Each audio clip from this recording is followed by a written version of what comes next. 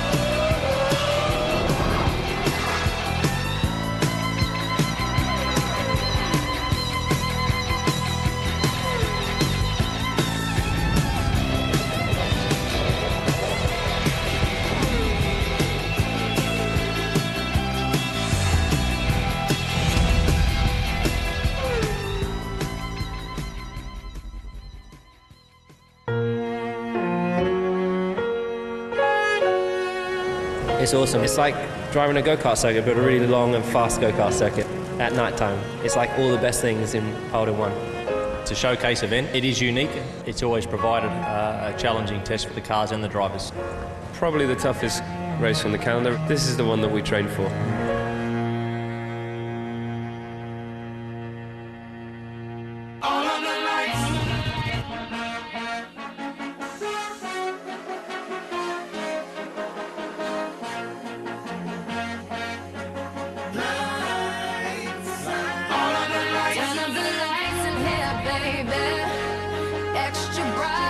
Y'all to see this. Turn up the lights in here, baby. You know what I need. Want you to see everything. Want you to see all of the lights. Fast cars, shooting stars. All of the lights, all of the lights. Until it's taken sadly where we are. All of the lights. If you want it,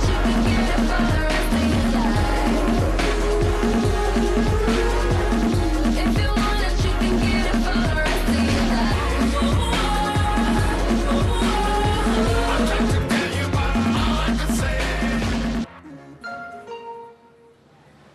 And in less than an hour's time, the green light will turn on and qualifying will start. Good evening and welcome to Singapore. You know, anytime you visit this city, you're guaranteed a good night out. But for one weekend of the year only, the nightlife is particularly exciting. I'm just hoping that none of the locals were hoping for an early night this evening, though, because it's just gone 9 o'clock in the evening here, and qualifying gets underway, as I say, in less than an hour's time. Welcome to the Singapore Grand Prix weekend. And Eddie, it's a weekend that in just 4 years, Formula One has fallen head over heels in love with. And rightly so, because everything about this place is excitement. I mean, what we really should do is bring the boys along and go for a little walk, because it's remarkable. All of these units here, which houses the teams, they're all temporary units. Just the attention to detail right through every little thing, whether it's the grass, whether it's the shrubs, whether it's the lighting. It is spectacular. And as we speak, Shakira is playing down this road free of charge to the people.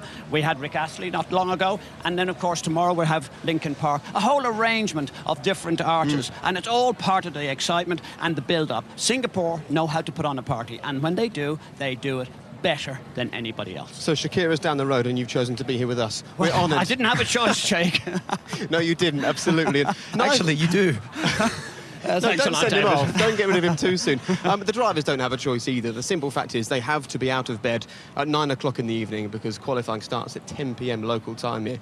Drivers, sports stars, they love having routines, yet here it's completely back to front. Well, it is in the sense that they're doing it at night. So they're having to make changes in their bedrooms to make sure that natural light doesn't come in, so they're not waking up too early. You're just sticking to the European time zone. And arguably, the fact that they don't have an alarm going off, waking them up as early as they would feel when they were back in Europe, suits the racing drivers. They like a bit of a lie-in. Yeah, and they can, of course, stay out till 6 o'clock in the morning the night before a Grand Prix, and it's not frowned upon, which I'm sure is also very exciting for them. But let's talk about the excitement on the track, and we can have a look at some of the moments from the free practice sessions so far this weekend. And both the teams and the drivers, Eddie, demonstrating what a difficult place this is to drive on. Well, we heard just at the opening of the show, we heard Jensen saying this is where, and the race we train for. This is by far the hardest race, physically, mentally, to try and keep your concentration. It's a very long race. It's very hot. We don't have temperatures like this. Even at night time like this, we don't have this kind of temperature in the car at all during any other Grand Prix. So this is by far the toughest race that they'll ever have to endure. Okay, David, you drove here in 2008. You did okay. You had a strong race here, but ended up with a very bruised left foot, didn't you?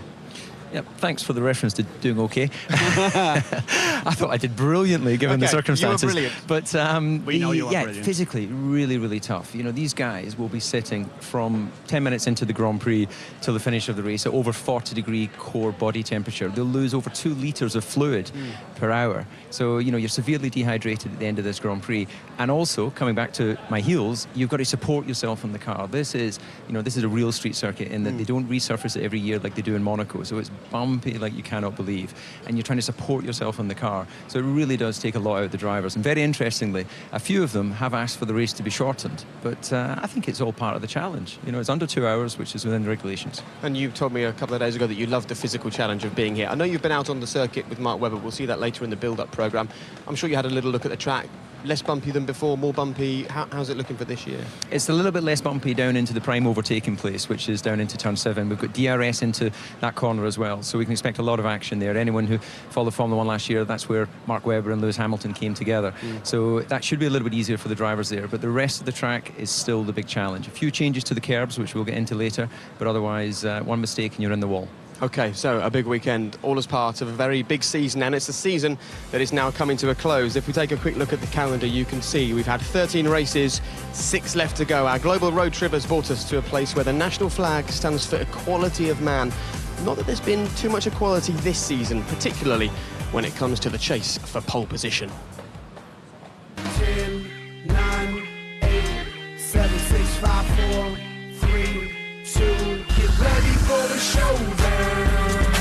Who can stop Vettel from being on pole position? An amazing lap from Sebastian Vettel. Sebastian Vettel, Red Bull, is on pole position. Yes, boys. That's what I'm talking about. Woohoo! Who can stop this boy?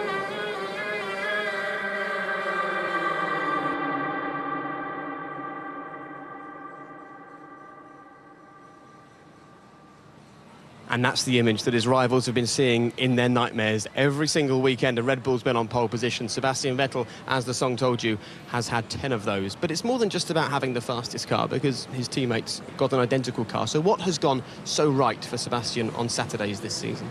Well, he is in a zone, there's no question about it. So you build your car setup during the practice sessions, and you carry an inner confidence that allows you to not be disturbed by small movements from the car. If I look at my own career, I particularly had some difficulties with the single lap qualifying, and it became like the golfing yips. The more you tried not to think about it, the more it became an issue. So the real athletes, whether it's racing drivers or any other form of sport, perform at their best when they're just doing it subconsciously. You know, they've done all the rehearsals, they've done all the preparation, and they just let it flow. And at the moment, Sebastian is allowing it to flow better than anyone else. What I think I'd like to add to that is the fact that you have Lewis Hamilton, world champion, you have Fernando Alonso, world champion, and they both come out this week and said, hey, let's face up to the fact, this guy is magic. Yes, he has a fabulous car, but he's finished every race. He's been right there. He deserves all the accolades that he can possibly get. Sebastian Vettel is a real proper talent, make no mistake. But what about the team as well? Because one of the most popular questions people have been asking me after Saturdays is, why is Sebastian always the last man out on the track? Why is he always the last man over the line? How do you get that timing perfection in this sport? How does that work? Well, I'm sure David would say it's all down to the driver. I would disagree. I'd say it's all down to the team. Funny because they actually work out the minuscules. They actually work out what it takes him to do, the warm-up lap to get him around to the line, and they want him crossing that line with about 3 seconds to go. So he is effectively last car on the track, and everyone else is either pulled in, gone out of the way. He can be unlucky and get a slower car, but invariably he doesn't. And that's one of the calculations that he does. Psychologically, the team is on top of it. He's on top of it. They're always on pole. But of course, it's all about the driver. Well, the driver plays a big part. Of course, the team, it's, you know, there is no I in team. You've all got to work together, there's no question. He'll have had a strategy decided with his race engineer before going into the session. it's not always the case of being last on track makes you fastest, because sometimes something like Monaco, street circuits like this, there's a risk that someone puts it in the wall and you could end up losing your lap. So you'll weigh up the pluses and minuses of that sort of strategy. But they'll have a plan, of course, and they'll have a backup plan just in case something changes. But the thing that makes it a lot easier is, remember, when you're doing that shootout for pole, you only have 10 cars on the grid, and very often we see the last couple of cars not even do a run because they resign themselves to the fact that they're 9th and 10th. So it gets a lot easier as we start losing cars through qualifying. Okay, and stay with us for that shootout for pole position. But one of the beautiful things about Formula One is that the locations are just so different from race to race. Here we are in the middle of a city, a short, tight, slow track where it's all about grip, not about top speed. So nothing at all like 2 weeks ago.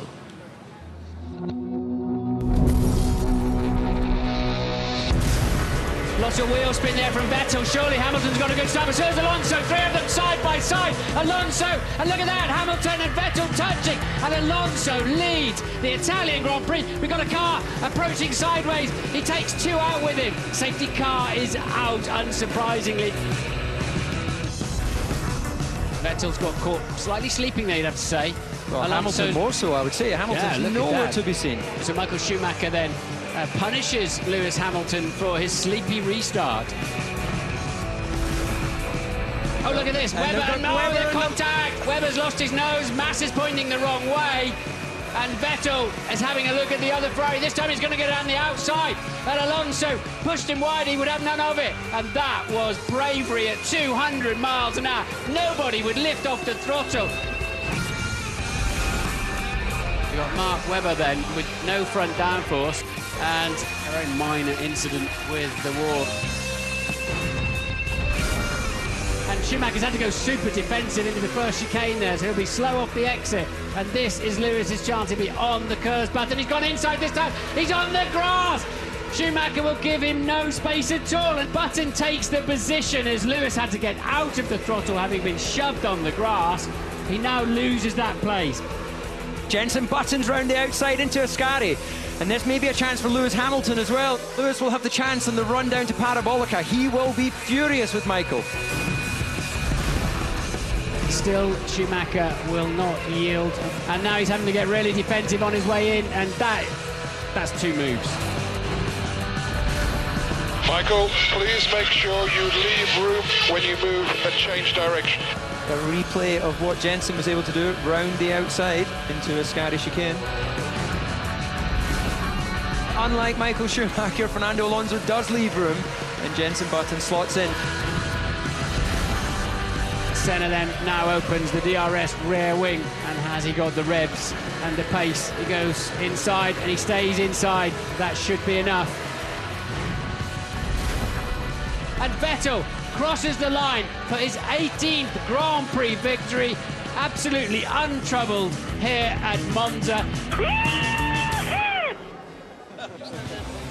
And that means that Sebastian Vettel retains his lead in the Formula One Drivers' Championship. Take a look at this. 112 points is now the gap between Sebastian and Fernando Alonso. And that means this weekend, Sebastian Vettel could become the world champion, Eddie, if he could increase this lead to 125 points. That's the aim. I suppose the big thing is keep your eyes on Fernando Alonso, because he's been fast so far this weekend and he knows what it takes to win around here.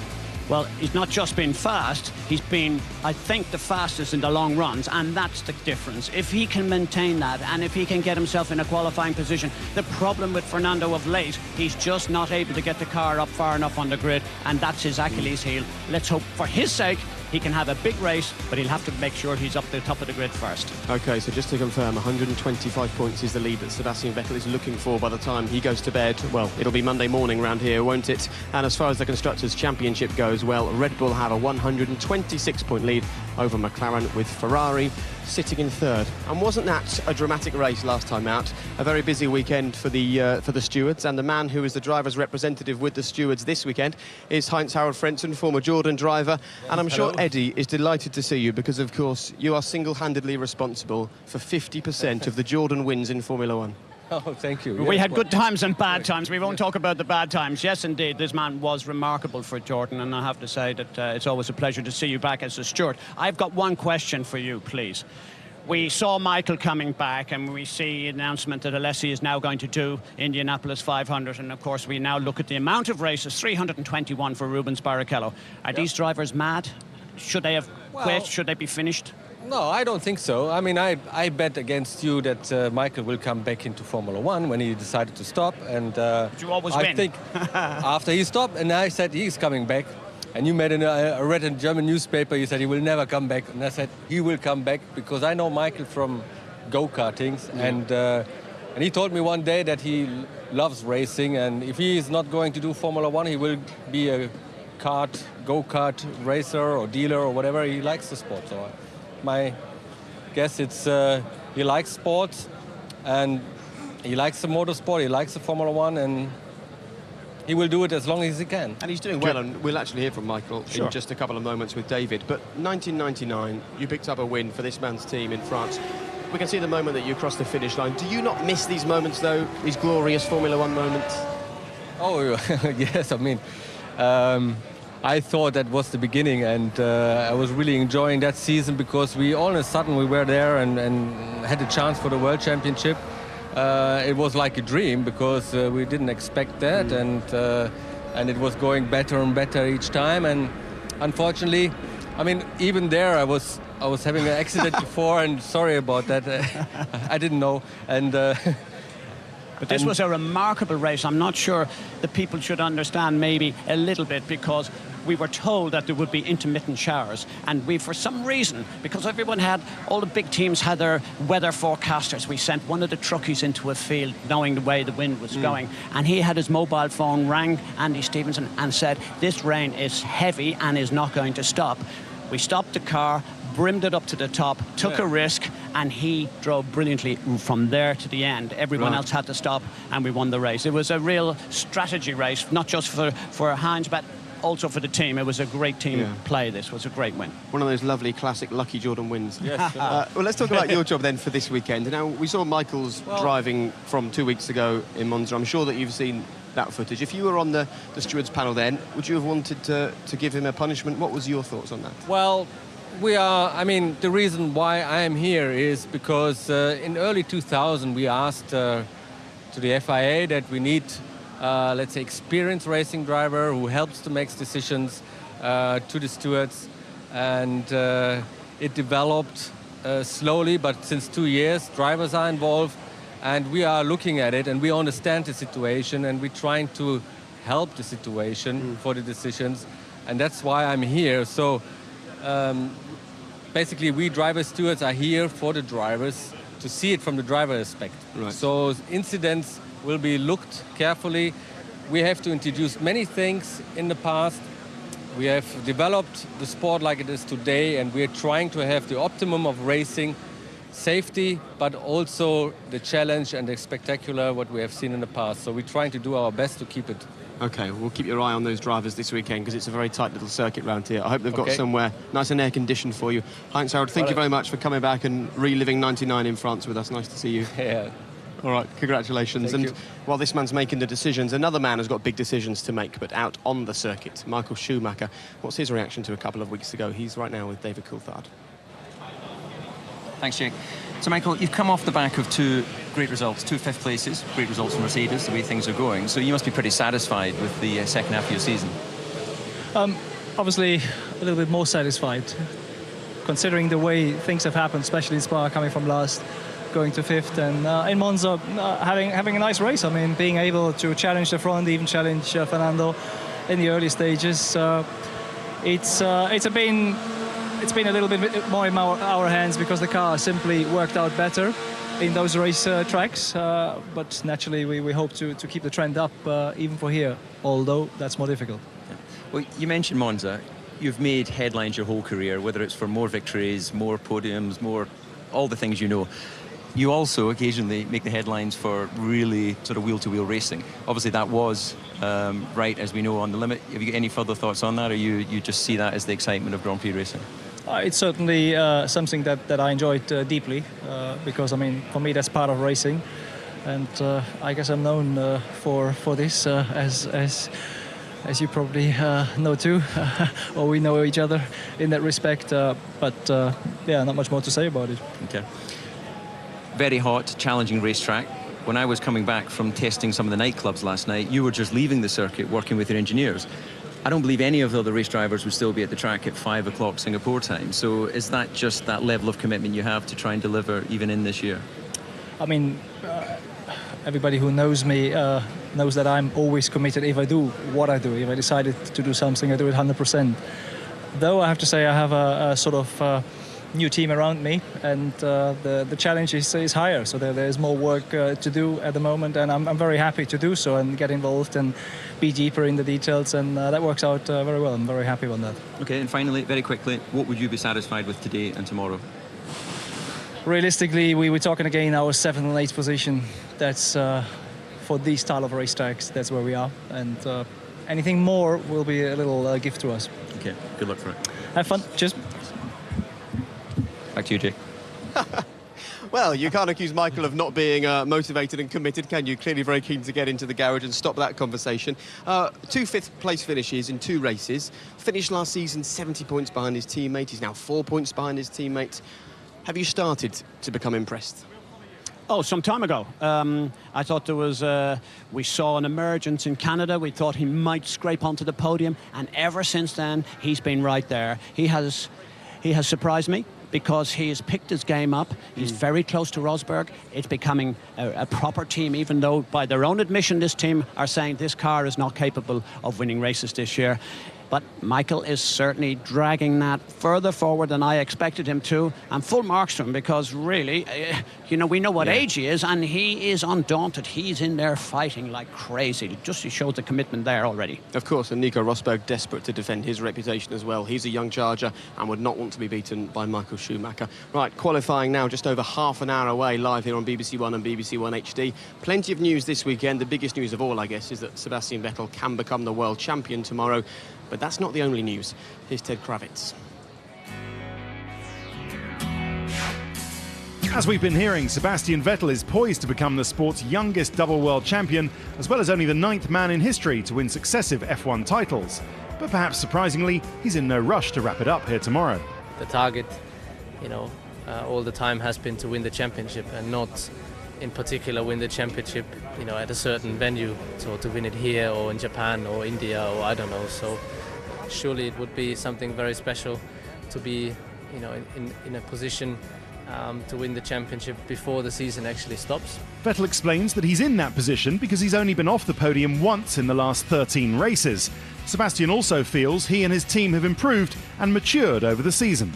We have learned a lot and understood a lot, and even in a way, if the boat starts shaking, we still kept it on course. And even if sometimes, you know, we were not in a position to win, we won the races, or sometimes, you know, where it was clear, okay, we can't win, we didn't panic, and instead of, you know, finishing in the gravel bed or in the wall, we still finished on the podium. There are many different permutations, but the simplest way Sebastian Vettel can win the championship here is if he wins the race. Jenson Button and Mark Webber are no better than 3rd, and Fernando Alonso is no better than 4th. If Button or Webber are 2nd though, or if Alonso is 3rd, the title will go on to the next race in Japan. And that's exactly what Fernando Alonso wants to happen. Even though he's suffering from tendonitis in his braking knee, this track suits Alonso and his car. McLaren have told Lewis Hamilton they want to see more fight from him this weekend following his race in Monza, when Hamilton spent 27 laps stuck behind Michael Schumacher. I think he was fairly cautious in Italy. I think we'd all like to see him perhaps with a bit less caution, and the old Lewis that we all know is the most exciting driver in the world. But I'd like to have the old Lewis back here, and I think we have. Hamilton insists any move on Schumacher would have ended badly. Even the slightest risk, I would have been in the barrier. I wouldn't have finished. He wouldn't have let me past without crashing into me. So I just made sure I was sensible enough and finished the race. I feel great for being able to finish the race and walk away with some dignity. Meantime, McLaren have hired Williams technical director Sam Michael to be their new sporting director. Michael will take a role in all McLaren engineering and race strategy decisions from next season, and is a familiar face going the other way. Kimi Räikkönen could be back in F1 next year as a Williams driver. Kimi is believed to have had talks with the team about returning to a race seat after 2 years away in the World Rally Championship. Kimi would be replacing Rubens Barrichello. What would Kimi bring to Williams? I don't know. Honestly, I've heard the news as well, but I don't know. I honestly cannot talk much about it. I just found it very funny. If I change your question around and say what could Kimi bring to Formula One, I would say that he's been a strong driver. He's a world champion. He's got a great character, and I think there's a position for him in the pit lane. And I think it'd be nice to see him back in Formula One. And finally, Red Bull's Adrian Newey is irritated at a fan's video that's appeared on the internet of Mark Webber's car after his crash. Shot from underneath, the video shows close-up details of the car's diffuser, the source of much of Red Bull's speed. But the Red Bull team boss is more philosophical. Whilst that kind of thing is annoying, the guys up and down the pit lane have got lots of other pictures, I'm sure, of the car in action. It's the way that Formula One works, so one of those things. Yes, one of those things that's very frustrating when you've worked so hard to build a car that's going to win you a Formula One World Championship. Well, let's make our way through to the pit lane, and we'll do it on camera so we can give you some kind of the idea of the geography of this fantastic circuit, and we've been given kind permission to go through the back of the McLaren garage.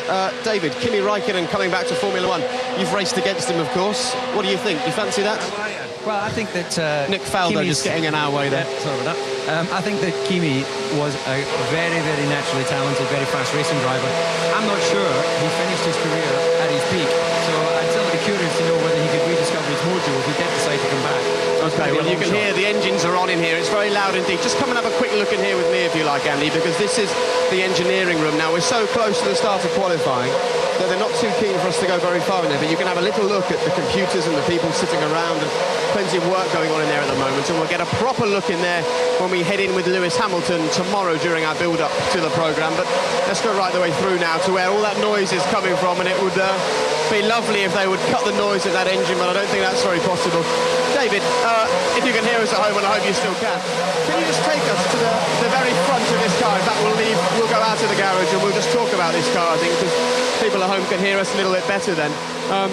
And as you walk past that McLaren, David, you get a really good look at the size of the brake ducts on that car, and here they're incredibly important, aren't they? Well, I'm not sure if they did get a zoom in there on the brake ducts. Can you actually get in there and see it? Yeah, we'll get a shot, yeah. More than 20% of this lap is spent braking, one of the highest braking laps.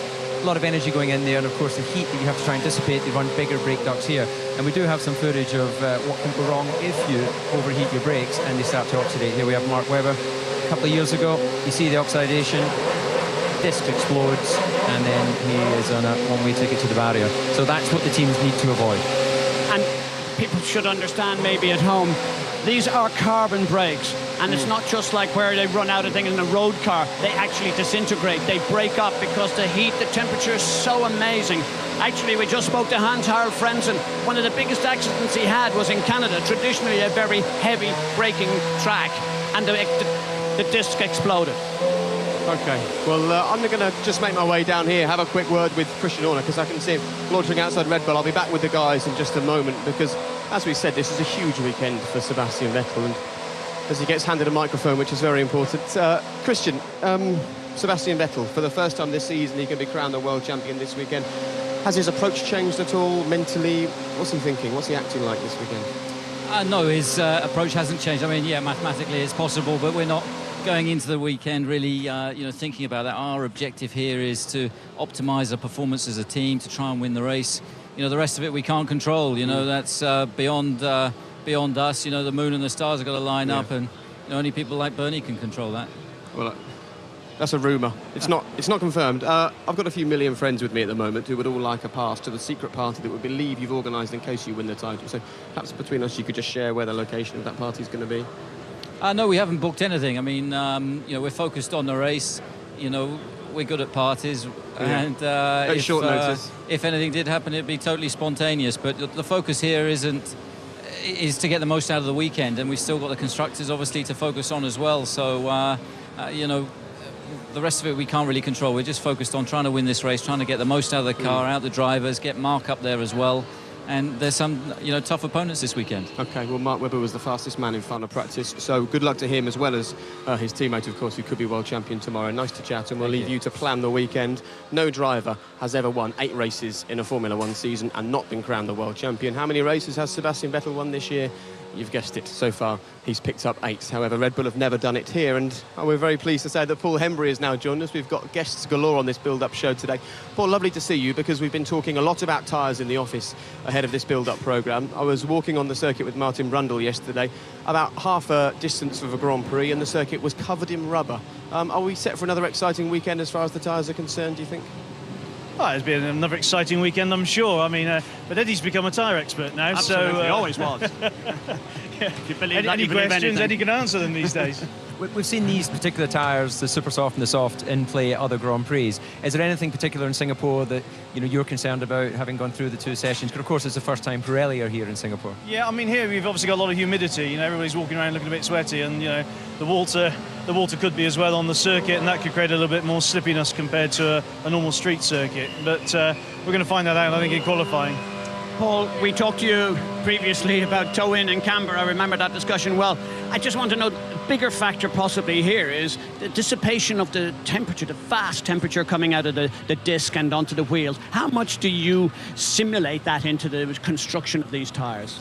Yeah, we do a lot of work on trying to simulate the effects of heat, and we obviously over-engineer. So we're actually putting in a lot more heat than they'll ever see during a race. And we build in a lot of safety margin. So we're quite comfortable. It's a slow circuit, and there's a lot of braking, as you point out, but it is actually a very slow circuit. OK, Paul. Well, I'm hoping that you can just stay with us to watch something, because the aim of the game for all the drivers this weekend is to look after their tyres. However, Martin Brundle has given us a rather important lesson on what happens if you don't look after your tyres. Look after your tyres and they will look after you. A Formula One tyre tread contains no rubber. It's a synthetic cocktail vulcanised together to handle extreme loads and temperatures. The tyre is literally glued to the wheel, then perfectly balanced. Time to deliver some grip. Whoa, this feels awful! Come back to me, come back! The best operating temperature is around 100 degrees Celsius, otherwise the surface can rip like a pencil eraser. It's called graining. The high tyre sidewalls take plenty of punishment on curbs and bumps, delivering half the car's total suspension travel. Sliding, or spinning up the rear tyres, quickly overheats the surface and dramatically increases wear. But the biggest danger is flat spotting under heavy braking. I'm going to show you what that feels like. Wow! Now I really have a bad vibration. The steering wheel is shaking around. The tyres are out of balance. The problem is that under braking, it's easy to flat spot the tyres in exactly the same place. I can barely see where I'm going now. The vibration is so bad, I would have to call into the pit. If that sounds overcautious, this can be the result of serious flat spotting. Teams work endlessly on suspension design and aerodynamics to maximise the contact patch loads. Extreme setups can saturate the tyre, making the overheated surface erupt into blisters. In such an extreme environment, rubber is constantly discarded as the tyre wears. Toffee-like pieces called marbles silently collect on the unloved parts of the racetrack and await their prey. They're called marbles for a reason. Often, there's no way back. Drivers must constantly care for their tyres, maintaining temperature and around 20 psi pressure before the start and behind the safety car. Even after the race, they collect marbles to ensure the legal minimum weight of the car. Drivers and engineers must respect their tyres long before the race starts and after the checkered flag drops. Tyres, black and round, but boring? No chance. No chance at all. And it's not just about keeping the tyres as cool as possible around here, it's also about trying to keep the drivers cool as well.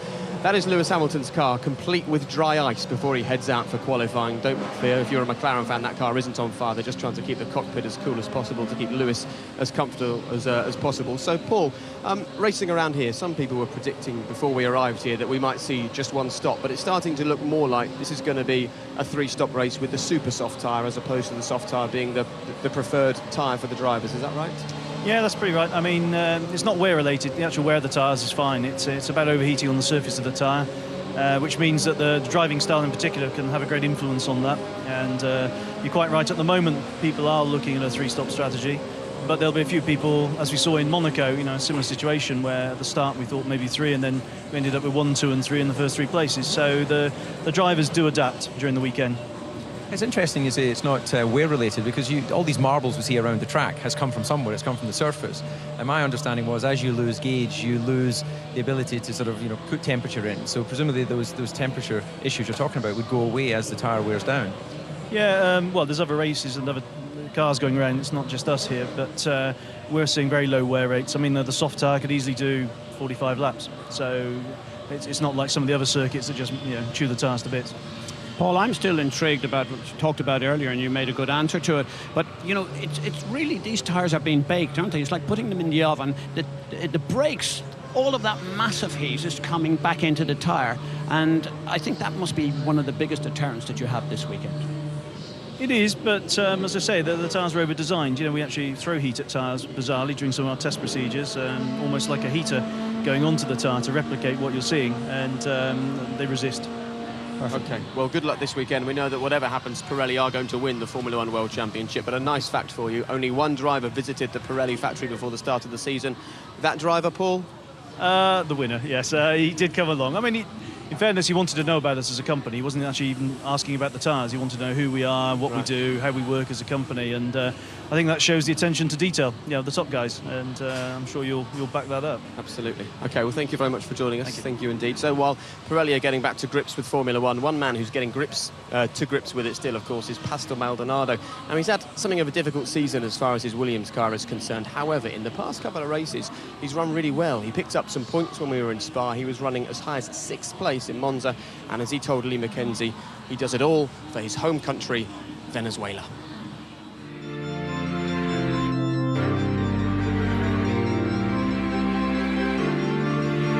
Venezuela is one of the most beautiful places in the world.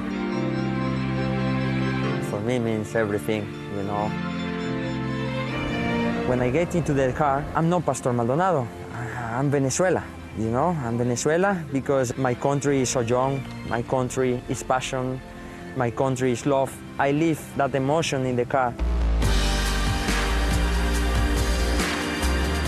In Venezuela, we were working so hard to be in Formula One from many years ago, so many racing drivers are really important here and really famous. I won the GP2 championship last year. That victory for us was a wonderful news, in the country, and it made a big impact for all the population. I'm very famous, and everybody knows my name, everybody knows my face, and they are very great fans. Maracay is my city. I born there, and the track is very famous. So it's in the main center of the city. And when I was very small, so child, every weekend I went to see the races, but I was too small, to race. And when the opportunity was there, I start immediately. And when I start, I never leave.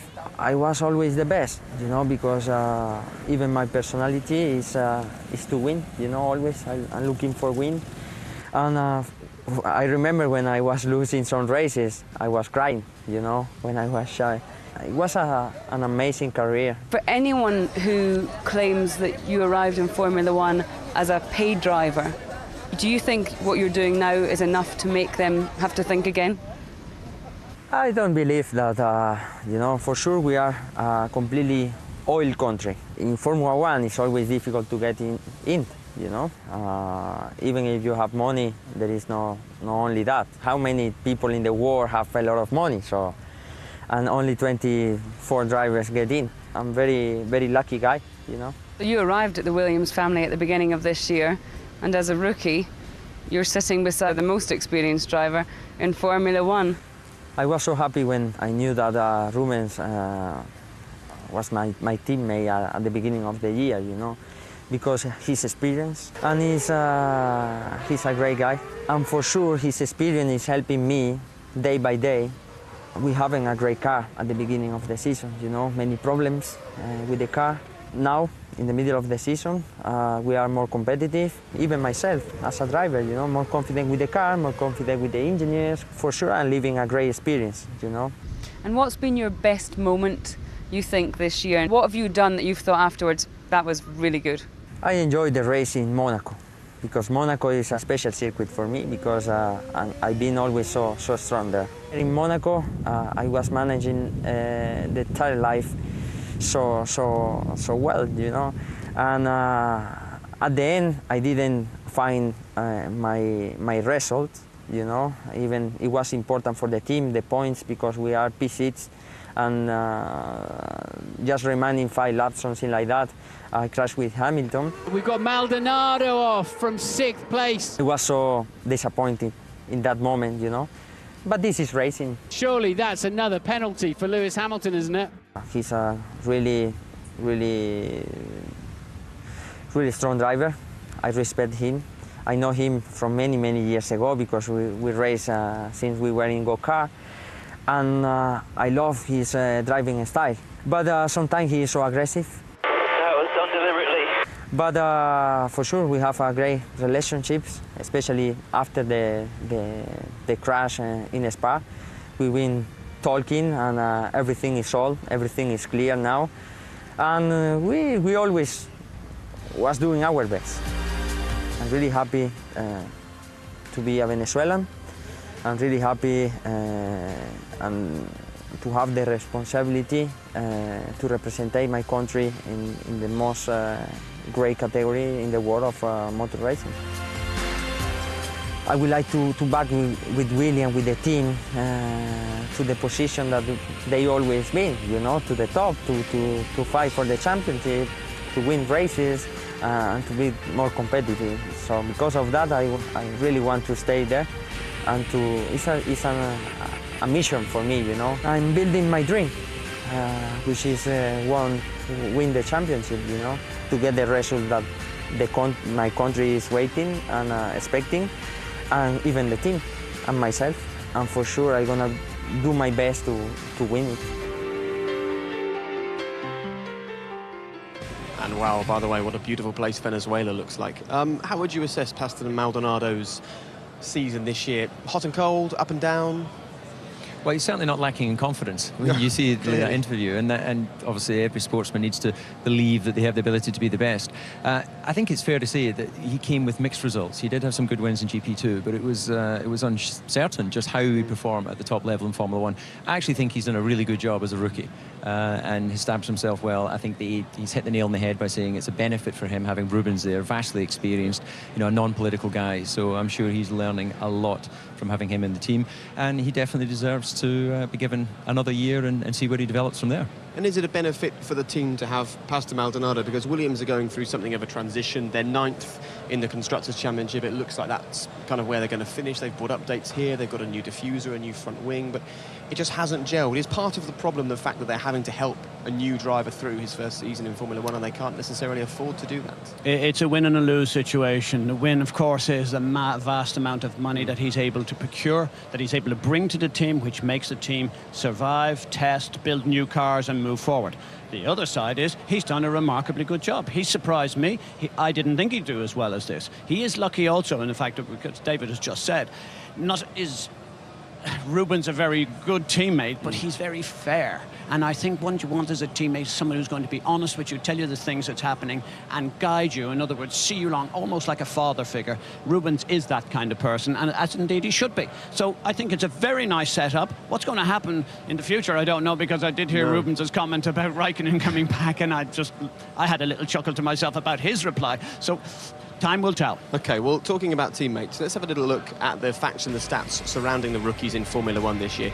And you can see here that Paul Di Resta is the highest scorer of all of the rookies, 12 points on the board for him, just ahead of Sergio Perez, and Pastor Maldonado has just 1 point, the point that he picked up in Spa. Jerome D'Ambrosio, Daniel Ricciardo, who's just been parachuted into the HRT, of course, they've yet to pick up any points. But you can only assess a driver in Formula One in context. And the way to put these guys in context, of course, is to compare them to their teammates, the only people who are driving the same car as them. And here we can see Paul di Resta, not only the highest scorer, but also the best performer against his teammates, who is the vastly experienced now Adrian Sutter. 50% of the points Paul's managed to pick up, whereas Pastor Maldonado only a quarter of the points that Rubens Barrichello has managed. And that also shows you that Jerome and Daniela are struggling really to pick up any points because their teammates can't do that job either. What do you think of those stats, David? Does that back up what you think of the rookies so far in 2011? Yeah, and I think it actually backs up, more importantly, what the paddock thinks of the rookies. I think that Sergio started the year very strong with Sauber, but then, since then, he's not really had the chance to show what he can do. I think that Paul has consistently delivered fast qualifying times, and that is a real key. And Eddie will know this as a former team owner. You need a driver that can deliver a lap time, and then you can build that into 60 consecutive laps, then you're on a winner. But if you can't deliver that really special qualifying lap, then that's something that sadly is very difficult to work on during the course of your career. Okay, those special qualifying laps will be delivered before too long. You're about to disappear off to the commentary box. Can anybody other than Red Bull get pole position here? Red Bull have had pole position at every race so far this season. What do you think? Well, of course, somebody else can, but under normal operating conditions, without traffic and clean laps, I think it'd be very difficult for anyone to beat Red Bull around here. Okay, we'll wait and see, because, of course, Sebastian Vettel, he's picked up 10 pole positions. The only other man to be on pole position this year is his teammate, Mark Webber. However, when it actually comes to the racing, Mark has been behind Sebastian for 91% of the racing laps. A very difficult season for him, so we thought that maybe a change of transport would help him out. Hey, buddy. How are you? This looks harmless. Who's driving, mate? I'm going to try, first of all, save your energy for the race. So, good turning circle, isn't it? Yeah, what do you reckon? Could beat a London taxi, couldn't it? What do you reckon? Okay, DRS zone. DRS, there we go, incoming. Anyway, you know when I left McLaren after 9 years of hard service, they gave me a bicycle. Oh, excuse me. Those brakes were pretty impressive, man, weren't they? Yeah. Pulled you up pretty well. Right, you stay there. Yeah. Make yourself comfortable. First corner, Singapore, the only true night race. What makes this so challenging for the driver? You know, the light, is that something that you have to really make? Yeah, obviously the light's artificial, so you can already see it's hot spots, there's a few shadows. It's a long lap in 23 corners or 22 corners, so it's a very, very long lap for a street circuit. Very, completely different to Monaco, which is a short lap. You know what, actually? Oh, don't say a word. Here we go. We're filming a very important interview for BBC. Sit on there. Exercise, you can take us to the next corner, please. Well, I'm meant to be doing a run. Yeah, I thought it was Michael Owen. It's going to ruin my lap. There we go. We're off. Turn 2, please, Miss Humphrey. Whoa. Oh my lord, this is stupid. This is not easy. Okay. Thank you for We've all that. survived. All right, well, listen, I'll get back on with my run. Well done. Enjoy. I'll see you soon. We'll see you later. See you, Michael. Good luck this week. Yeah. Hey, last time we played a friendly, I think it was 3-1, wasn't it, or not? All right, let's go check out the other part of the track. Unfortunately, I've lost the BBC powerhouse that is Jake Humphrey, so it's back to me. Yeah. Oh, there you go. Perfect. You're a gentleman. There's no gears on this thing. We ran out of... It's like Lewis at Monza, just no ratios left. I'm in the rev limiter. See you, Jake. Only 4.5k to go, Michael. Here we are, the scene of the incident. Crew, would you mind, Offley, would you mind, can you be Lewis Hamilton? Yeah.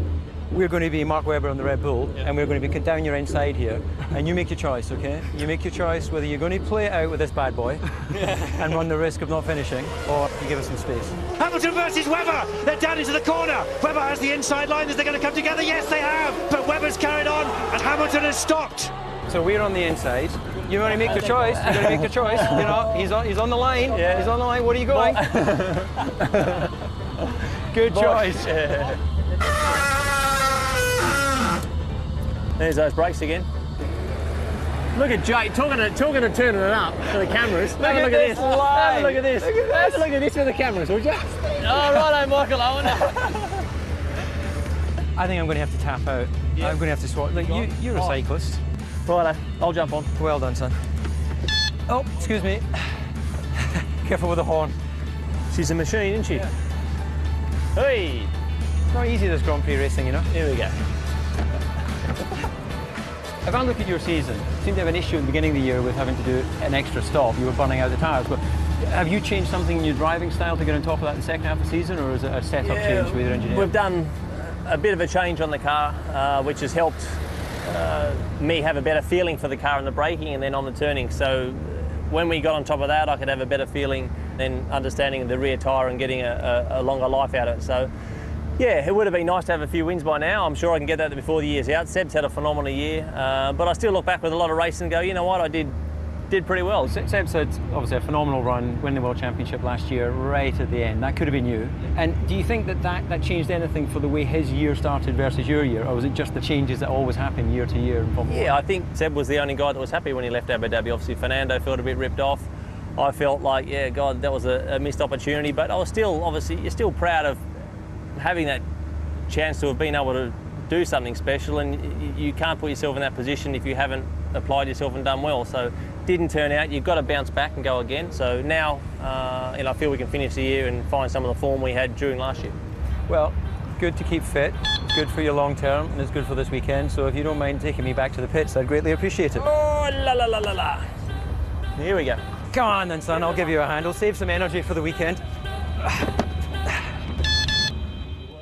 Oh dear, how thoroughly embarrassing. But just to put that run into context, it is very hot here. Any kind of sport is difficult. That's why it's so difficult for the drivers, of course. And it's now just about 10 minutes to 10 in the evening. It's 30 degrees. Not much call for these, we don't think, Eddie. There was originally talk of rain for this weekend. And there's indeed talk for rain tomorrow, and they may be required. But, you know, the thing about it is we have all these experts, weather forecasters. We've got every gizmo you can possibly get here to forecast the weather, and it always catches them out, because when you expect rain, you don't get it. And when you don't expect it, you do get it. Yeah.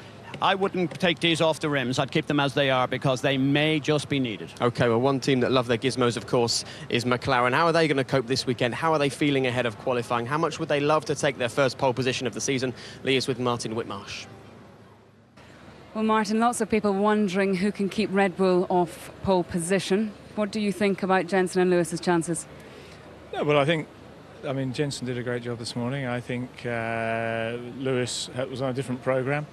I suspect we haven't seen the best of either Lewis or Sebastian in Q3, so I think they'll be tough. I think, I think we can be on the front row. Whether we can get in front of Sebastian, we'll know in about an hour and 10 minutes. But I think hopefully it'll be tight. And again, I think Fernando will also be challenging up there, so it's just how it should be, really. It should be an exciting session. Whatever happens, as you know, it's very easy to stumble in Q1 and Q2. You've actually got to get through to Q3 before you start thinking and dreaming about pole, but hopefully we can do that and make sure it's a good and close one. I think Lewis and Jenson would both like to be up there on the front row, and we actually would like to be on pole at the moment, but I think Sebastian's quite strong as well, so we'll see how it goes. Great, thanks, Martin. Pleasure.